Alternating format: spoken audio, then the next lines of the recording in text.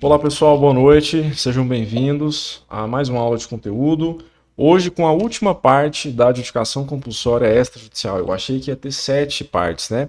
Mas nós conseguimos aí resolver em 6 encontros, tá bom? Hoje nós iremos falar sobre a adjudicação compulsória, a parte final, né? Que a gente falta comentar aí sobre a qualificação e do registro, né? Para a gente finalizar o provimento 150 referente à adjudicação compulsória aí, tá bom, pessoal? Para quem está chegando agora e não conhece esses conteúdos que eu trago aqui, nós tivemos grandes projetos bacanas aí nos meses passados.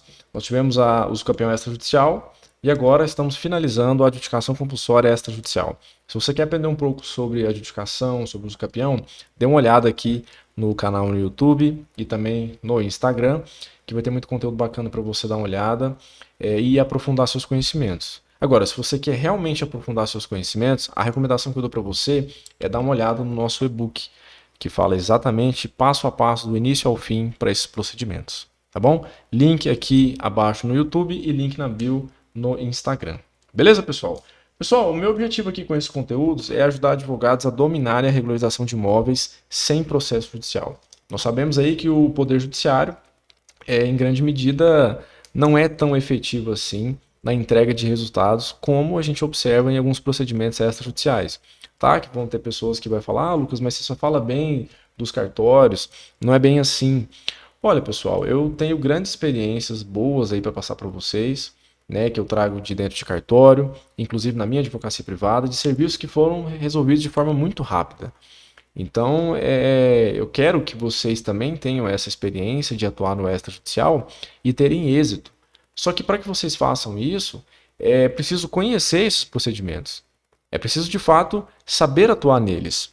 Foi da onde os meus conteúdos servem para que vocês possam se instruir, possam efetivamente trilharem um caminho para regularizar imóveis sem processo, tá bom? E com os projetos que eu criei aqui, tanto o uso campeão e a adjudicação, são peças para que vocês estudem, né? Efetivamente passem por esses provimentos, porque inclusive tem advogado que vem mandar mensagem para mim que não sabiam nem da existência desses provimentos. Eles não sabiam que precisava ter um provimento para entrar com a adjudicação, por exemplo.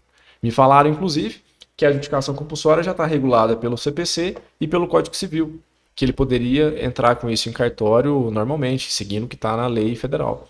Só que não é bem assim. Existem atos normativos do CNJ que precisam de ser observados para entrar com esses pedidos. E é exatamente por isso que os meus conteúdos aqui trazem para você a prática e esses provimentos do CNJ. Provimento 149 para uso campeão e provimento 150 para adjudicação compulsória. Beleza? Sem mais delongas, então, nós estamos aqui na parte final, na última parte, sobre a adjudicação compulsória extrajudicial. Se você não assistiu as outras partes, recomendo que dê uma olhadinha depois para ter um conteúdo aí completo. Você, na verdade, aqui no canal no YouTube e no Instagram, você tem um verdadeiro curso.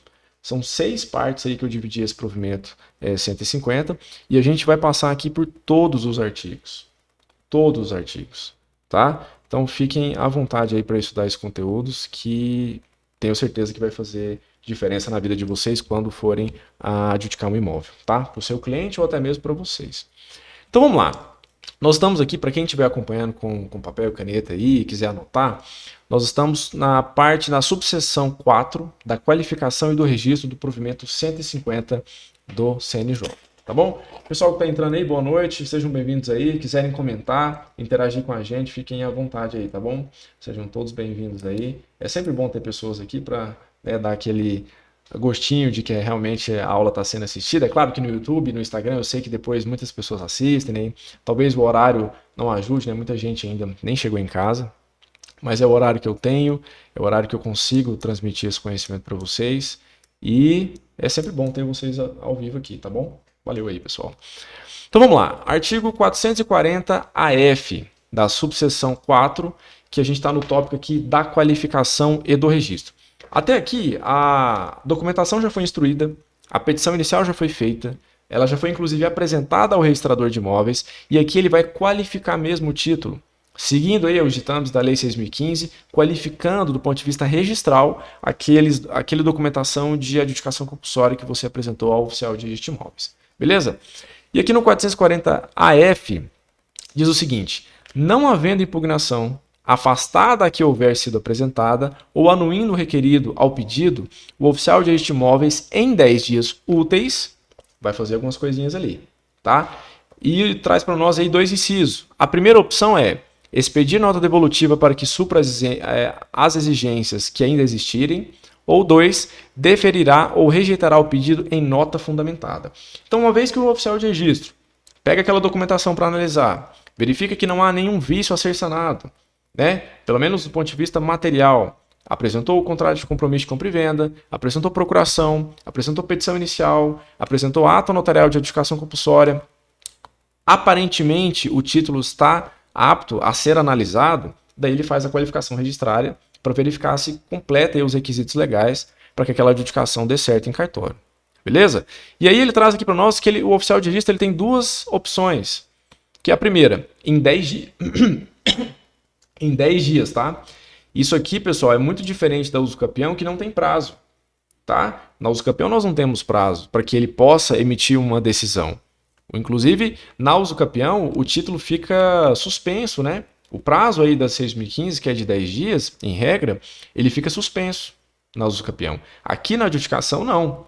É um título comum, aparentemente, que ele vai ter 10 dias para dar uma decisão, né? Um despacho. A primeira opção é expedir nota devolutiva fundamentada para alegar se há alguma irregularidade a ser sanada antes dele proferir uma decisão.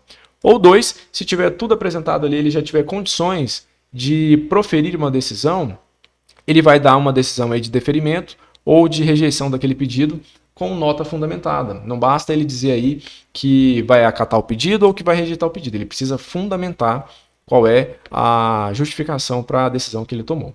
Perfeito? E aqui tem alguns parágrafos que é bom a gente dar uma observada aqui. Veja bem. Parágrafo 1º diz o seguinte: os elementos de especialidade objetiva ou subjetiva que não alterarem elementos essenciais do ato ou negócio jurídico, se não constarem dos autos do processo de adjudicação compulsória ou dos assentos e arquivos do ofício de registro de imóveis, poderão ser complementados por documentos ou, quando se tratar de manifestação de vontade, por declarações dos proprietários ou dos interessados sob sua responsabilidade. O que esse artigo, o que esse parágrafo quer dizer?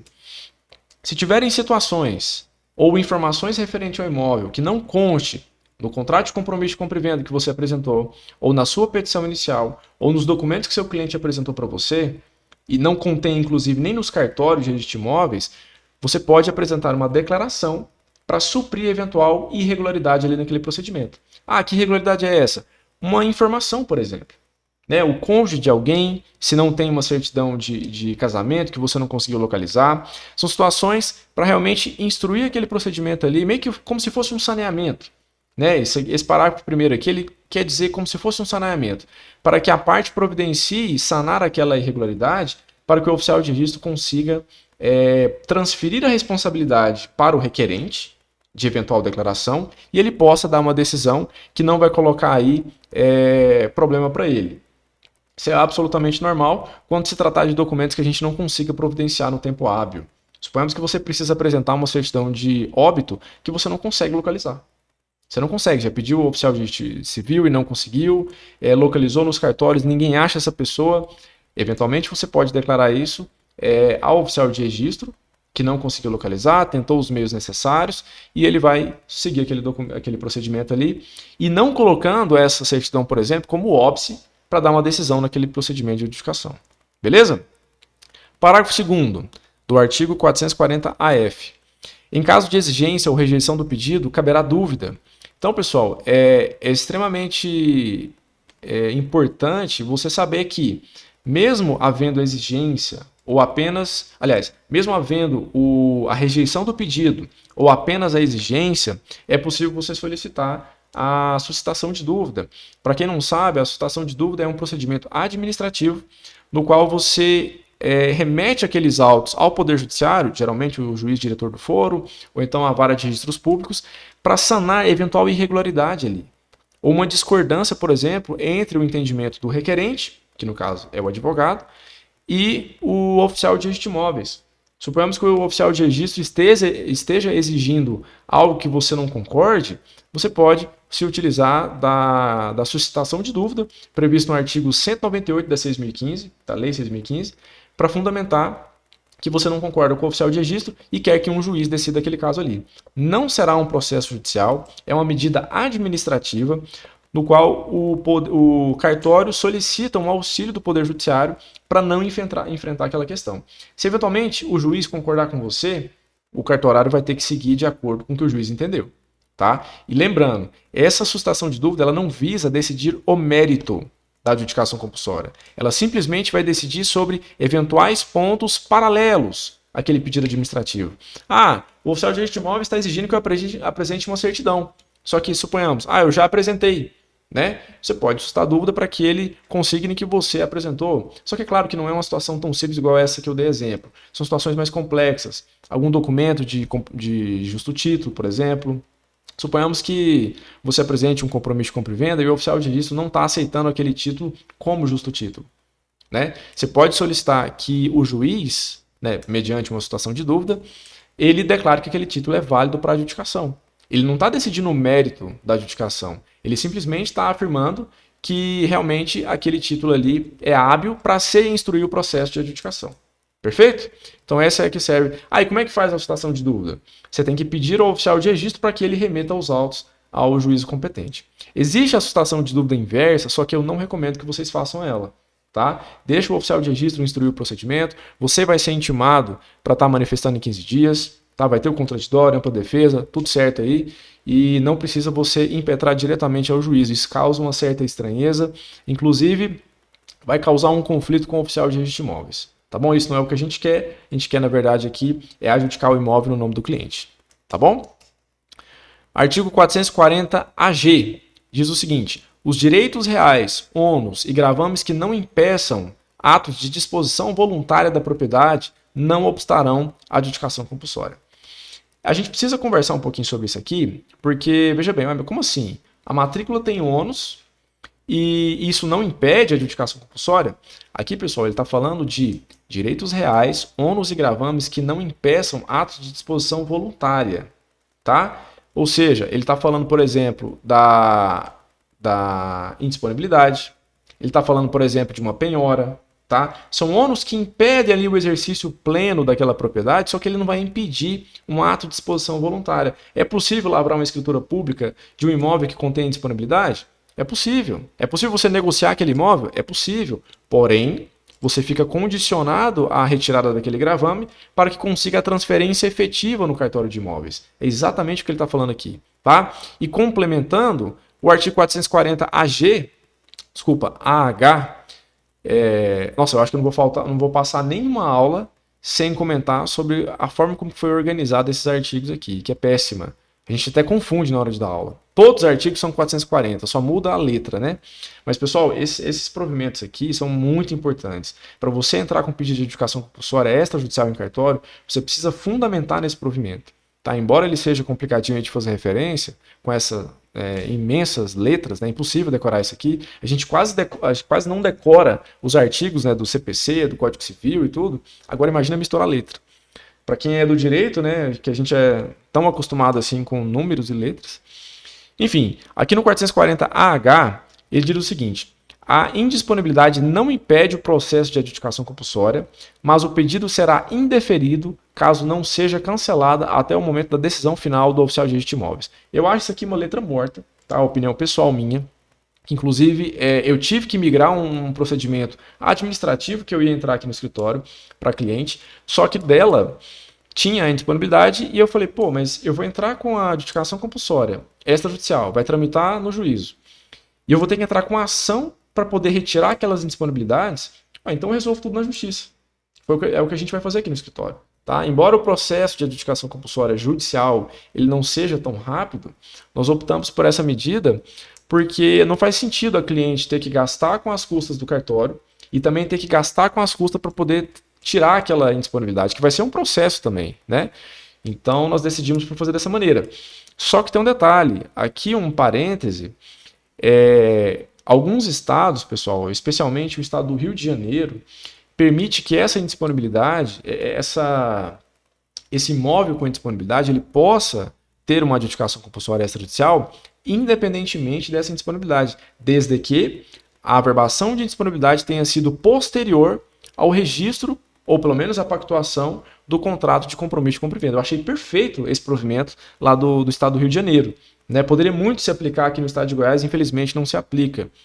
Nós temos o código de normas específico aqui do nosso estado, inclusive fica a recomendação, cada estado tem seu código de normas. Se você vai atuar em procedimentos extrajudiciais ou de regularização de imóvel, você precisa conhecer o código de normas do seu estado, tá bom? Então, assim, essa indisponibilidade, ela de fato não vai impedir esse processo de adjudicação em regra. Só que quando você for levar a registro, ela vai impedir o registro. Então, letra morta na minha visão. Né? O provimento podia muito bem consignar essa informação, inclusive, que veio lá do provimento do Rio de Janeiro, que é muito claro e é muito óbvio.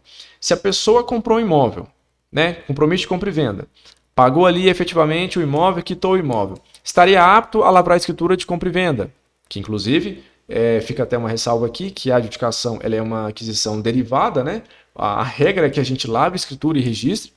Se há algum impedimento para aquela lavratura da escritura, a gente tem o caminho da adjudicação. Tá?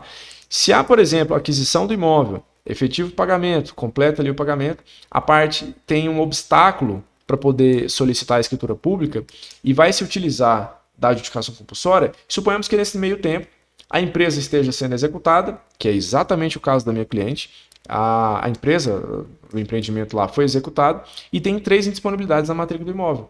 Só que essas 3 indisponibilidades elas foram averbadas posterior ao compromisso de compra e venda, que inclusive no caso dela foi quitado no ato da assinatura. Poderia muito bem ter lavrado a escritura, mas assim não fez. Resolveram fazer só um contratinho de compromisso de compra e venda.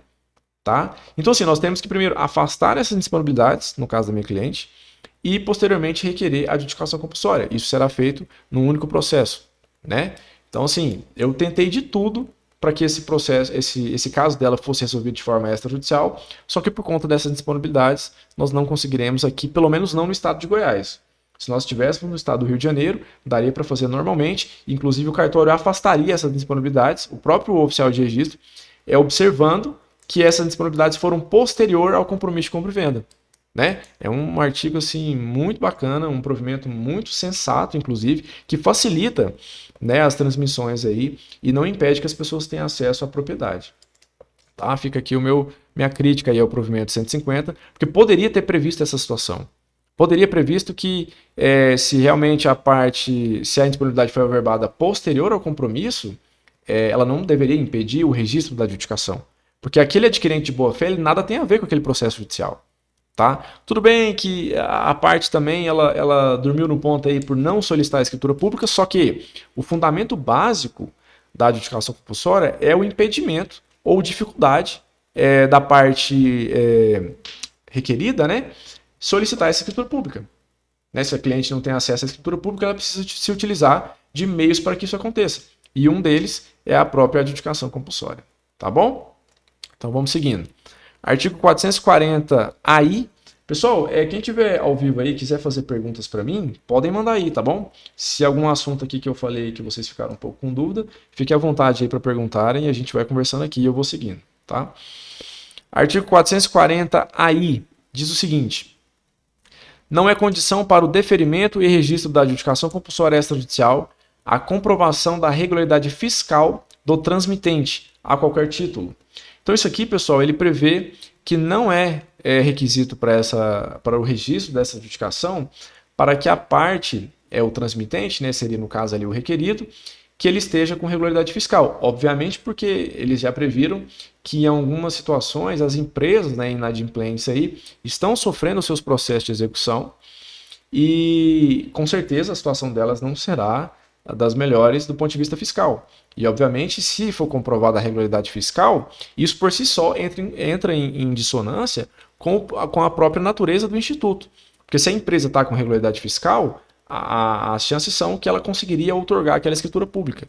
Né? Então, isso aqui, de fato, está previsto, mas realmente ele consigna aqui que não é requisito a empresa estar com regularidade fiscal, porque a maioria das empresas estarão com irregularidade fiscal do ponto de vista fiscal mesmo aí, né? Ela vai estar sofrendo processo de execução, igual nesse caso da minha cliente, a empresa está com mais de 6 processos tramitando.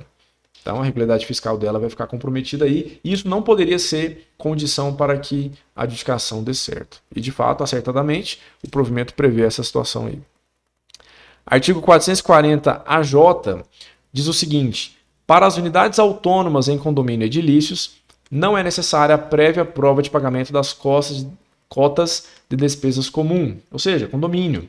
Não é necessário você comprovar que o condomínio está em dia para que você adjudique o imóvel aí extrajudicialmente. Ok?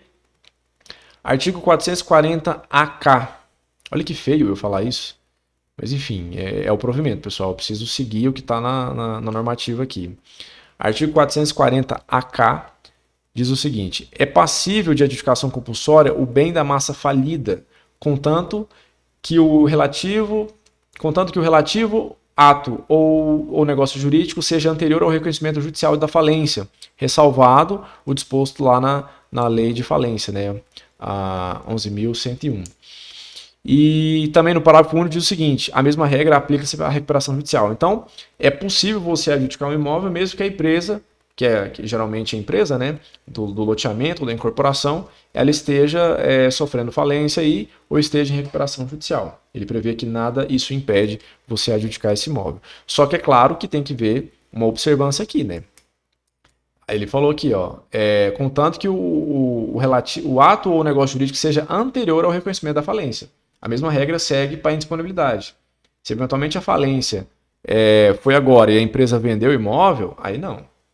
Esse ato de falência ele tem que ser posterior, tá? Desculpa, ele tem que ser, esse negócio jurídico tem que ser anterior à falência, tá? Da mesma forma a indisponibilidade. O processo, o registro desse compromisso ou a pactuação desse compromisso, ele tem que ser anterior à decretação da indisponibilidade ou daquele processo judicial, né? Para que não haja disputa, não haja briga. O que o provimento tenta, pessoal, é de fato se afastar cada vez mais de um eventual litígio, né? Porque, como vocês sabem, procedimentos extrajudiciais eles não comportam litígio. Então, se houve uma disputa ali, o procedimento extrajudicial ele se torna inviável, tá? Não há como a gente resolver situações conflituosas, somente o Poder Judiciário tem essa competência para estar regulando litígio, ok? Artigo 440-AL.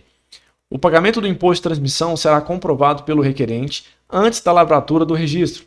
Fica até uma crítica aqui, porque na verdade não é lavratura do registro, a gente lavra escrituras públicas, seguindo aí o que prevê a 8935, Lei dos Cartórios. Mas enfim, aqui no provimento consigna que é lavratura do registro, ok?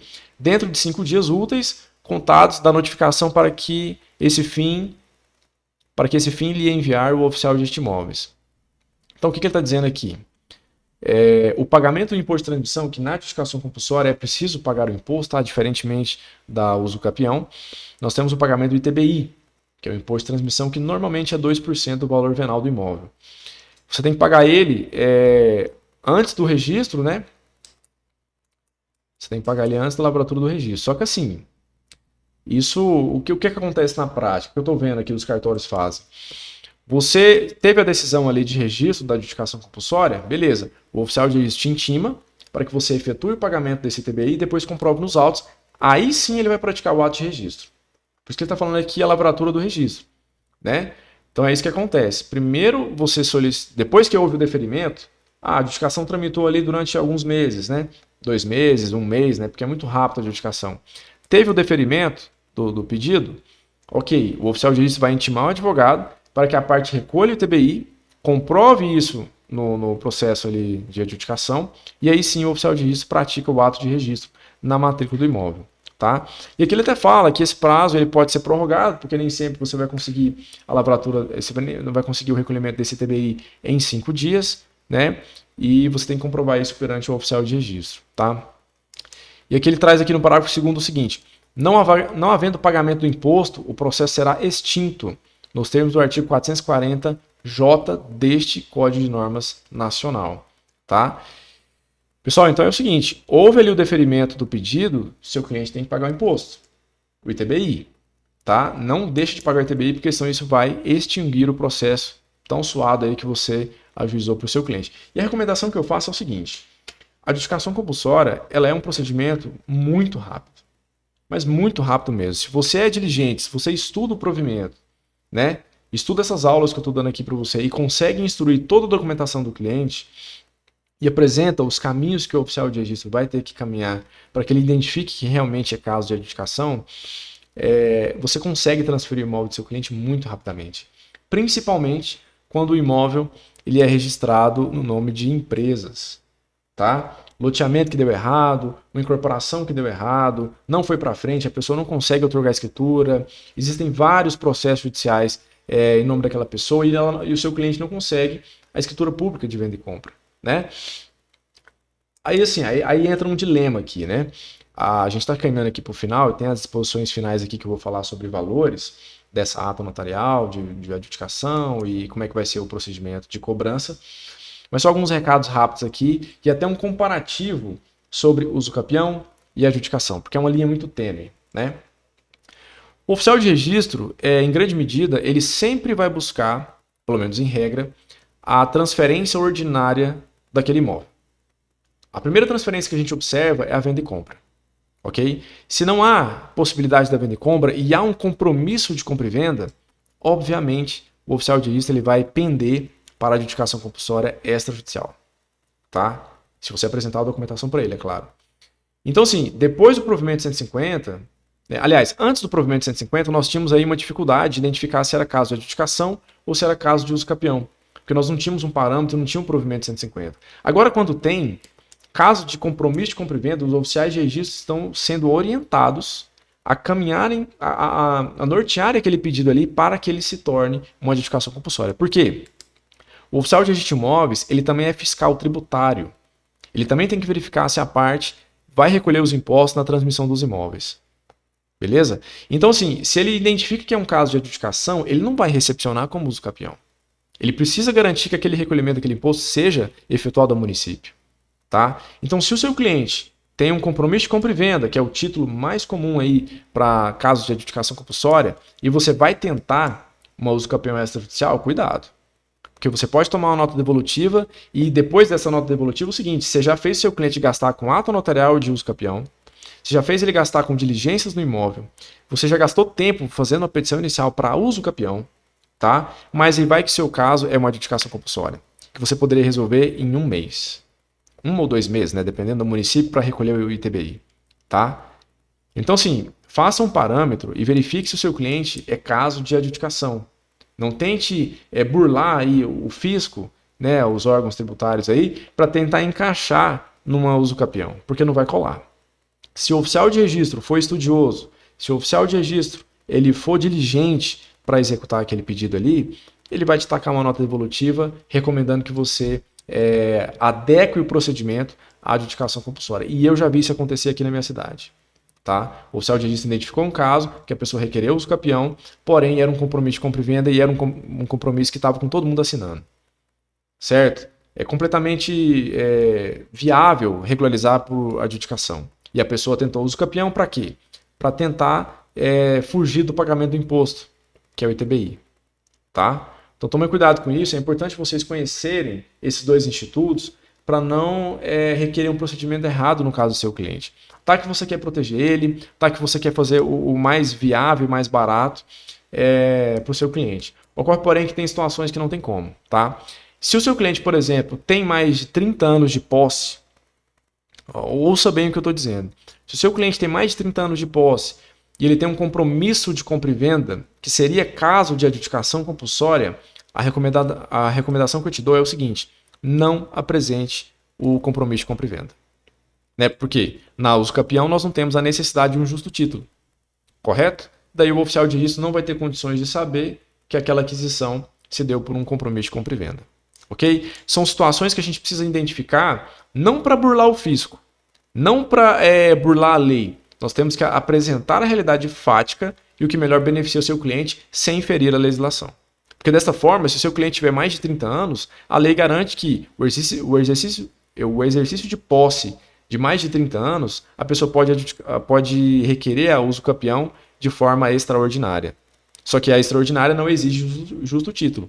Daí você não precisa apresentar.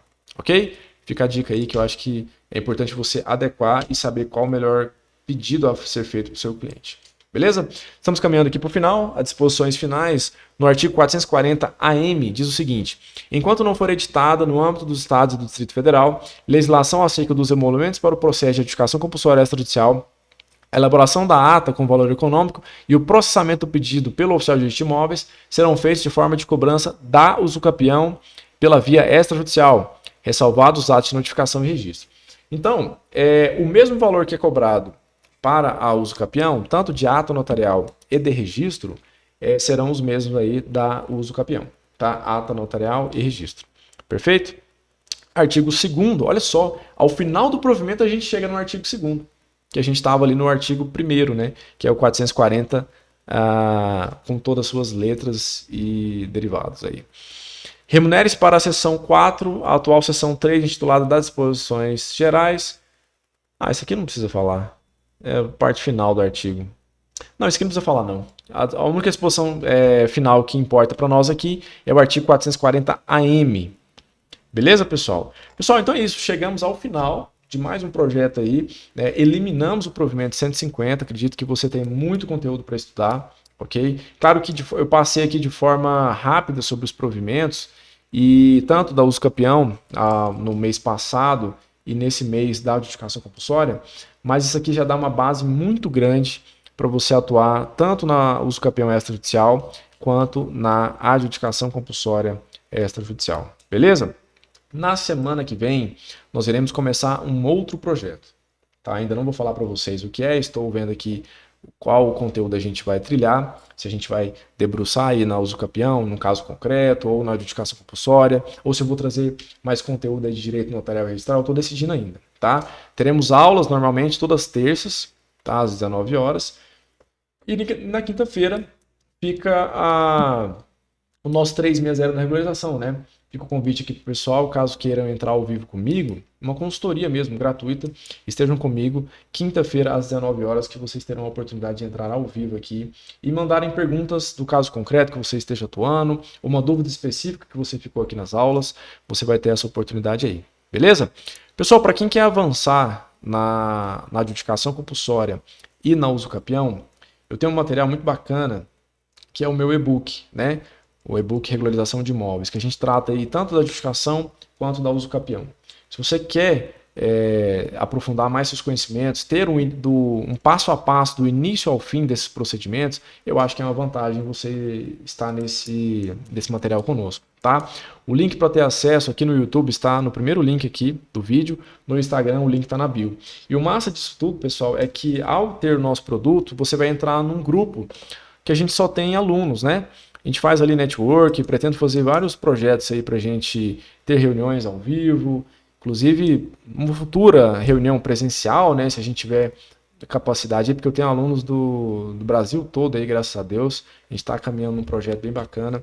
Só que assim, só a troca de experiência já é legal você estar ali. Né? Se você está começando na usucapião, na adjudicação, na regularização de imóveis, é importante você ter contato com pessoas que também estejam caminhando nesse sentido. Pessoas que querem atuar no extrajudicial. E lá dentro do grupo você vai ter essa pessoal. Se você, por exemplo, captar um cliente na cidade que tem alguém ali do grupo, você vai ter a oportunidade de compartilhar com essa pessoa, ter uma parceria. Eu estou lá nesse grupo para te ajudar a resolver casos concretos. Né? A gente pode mandar perguntas lá, a gente responde e tudo mais, tá bom? Fora que nós teremos um encontro ao vivo, tá? Mentoria em grupo. Então, se você tem interesse aí de entrar para o time de alunos aí, fique à vontade, estamos aqui à disposição para ajudá-los, beleza? Pessoal que esteve presente aí nesse projeto, né, você que está me assistindo no ao vivo ou no gravado, muito obrigado pela sua audiência. Nós iremos começar um projeto novo semana que vem, né? Eu fico feliz aí de ter concluído esses 2 projetos, que era algo que eu realmente queria e conseguimos aí, graças a Deus. E é isso, pessoal. Fico aqui à disposição. Caso tenham dúvidas, mande aqui no YouTube, no Instagram. Sempre respondo todo mundo que eu consigo, tá bom? Geralmente não tem ninguém sem resposta aí no YouTube. E nos vemos na quinta-feira, né? No 360 da regularização. Vejo vocês lá. Um abraço, obrigado a todos aí.